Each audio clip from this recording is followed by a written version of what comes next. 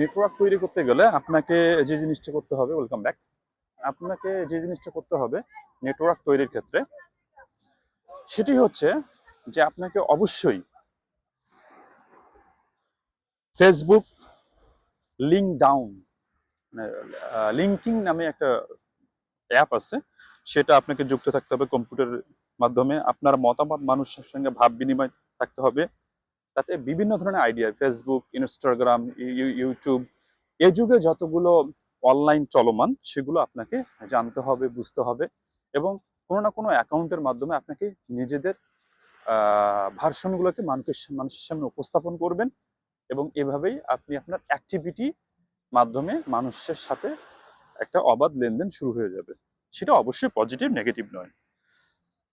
Side project বা অনুসরণী তৈরি করুন। যেমন সাইড প্রজেক্ট, অনুসরণীগুলো আপনাকে অবশ্যই করতে হবে। বর্তমান সময়ে বিভিন্ন ধরনের প্রজেক্ট, বিভিন্ন ধরনের অনলাইন ভিত্তিক কাজ, বিভিন্ন ধরনের কোর্স, এগুলো আপনাকে জানতে হবে। যেমন নিজের একটা ইউটিউব চ্যানেল, অনলাইন বিজনেস, লেখালেখি বা ডিজাইন প্রজেক্ট করুন, এমন একটি এটি আপনাকে বাস্তব অভিজ্ঞতা দেবে এবং আত্মবিশ্বাস হিসেবে আপনাকে মানসিকভাবে তৈরি করবে। এখন আরেকটা দিক হচ্ছে আপনাকে যে জিনিসটা রাখতে হবে মাথায়, সেটা হচ্ছে শারীরিক এবং মানসিক সুস্থতা বজায় রাখতে হবে। আপনাকে অবশ্যই, আপনি অবসর সময়ে অবশ্যই বিড়ি সিগারেট খেয়ে বা বন্ধু বান্ধবের সঙ্গে গল্প গুজব করতে করতে সিগারেট বা গাঞ্জা কিছু খেয়ে নিজের শরীরের ক্ষতি মানে আমাদের বাংলাদেশে যেটা হয় সচরাচর, সেটা হয় কি, যে অবসর সময়ে বন্ধু বান্ধবকে নিয়ে চা খেতে খেতে বিড়ি সিগারেট একটা নেশা হয়ে যায়। এগুলো থেকে অবশ্যই আপনাকে বিরত থাকতে হবে। কিছু মানসিক সুস্থতার জন্য রেগুলার আপনাকে হাঁটতে হবে, ব্যায়াম করতে হবে, খেলাধুলা করতে হবে। প্রতিদিন কিছু সময় হাঁটাহাঁটি করুন, ব্যায়াম করুন, ঘুম, খাওয়া, বিশ্রামের নিয়মগুলো ঠিক রাখুন, মানসিক শক্তি বাড়বে।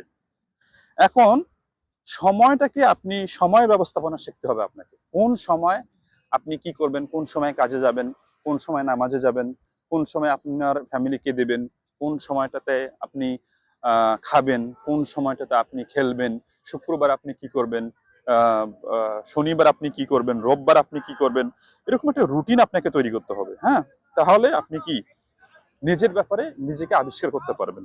এখন আপনি যদি বলেন আমি আপনার জন্য একটি ব্যক্তিগত উন্নয়নের রুটিন বা 7 দিন বা 30 দিনের প্ল্যান তৈরি করে দিতে পারি আপনার আগ্রহ অনুযায়ী।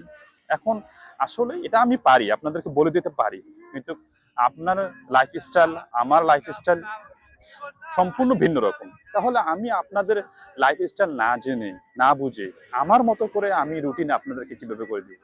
এজন্য আপনাদেরকে আপনাদের রুটিন করতে হবে। তাহলে দেখেন, এই যে ফরেনাররা এখানে আসে, এখানে এসে নিজেদের সময়টাকে তারা এনজয় করে, দেখেন সবাই আসে।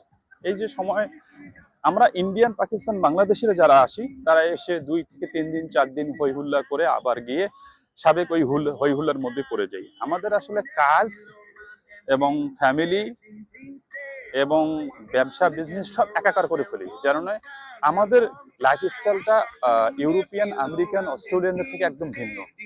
কেননা তারা কাজটাকে কাজ মনে করে, খেলাটাকে খেলা মনে করে, গানটাকে গান মনে করে, খাওয়াটাকে খাওয়া মনে করে। কিন্তু আমরা একই সঙ্গে সবকিছু করতে চাই না। আপনি যখন একই সঙ্গে সবকিছু করতে যাবেন, অবশ্যই আপনি পারবেন না। ঠিক আছে? তো আপনাদেরকে অবশ্যই সঠিক সময়ের জ্ঞান থাকতে হবে। তো কখন কি করতে হবে সেটা আপনাদেরকে জানতে হবে। ওকে, দেখেন বিচের মধ্যে গান চলছে, সবাই গান শুনে এনজয় করতেছে। কিন্তু গানের সময় যদি পড়াশোনা শুরু করি তাহলে তো হবে না। যখন গান তখন গান। তো জানি না আপনাদের কেমন লাগলো। অবশ্যই আমার কথাগুলো আপনাদের কাছে লেকচার মনে হবে অনেকের কাছে, কিন্তু আপনারা যদি একটু সময় করে, আপনারা যদি একটু সময় দিয়ে আমার কথাগুলো একটু ভাবার চিন্তা করেন, অবশ্যই আপনাদের কথাগুলো কাজে দেবে। তো আবারও দেখা হবে নতুন কোনো ভিডিওতে। ভালো থাকবেন, সুস্থ থাকবেন, এবং বেশি বেশি শেয়ার করে আমার এই ইউটিউব চ্যানেলে আপনারা যখন আমার 3 থেকে 4 মিনিটের ভিডিওগুলো দেখবেন, তখন অবশ্যই আমার সাইড থাইল্যান্ড যে ইউটিউব চ্যানেলটি আছে সেটা আপনারা সাবস্ক্রাইব করে রাখবেন, তাহলে আমার লং ভিডিওগুলো আপনারা দেখতে পারবেন। বিকজ আমি ফেসবুক পেজে সবসময় শর্ট ভিডিওগুলো দিয়ে থাকি, এবং লং ভিডিওগুলো আমি সবসময় ইউটিউব চ্যানেলে দিয়ে থাকি। তো সেই পর্যন্ত ভালো থাকবেন, সুস্থ থাকবেন। আল্লাহ হাফিজ।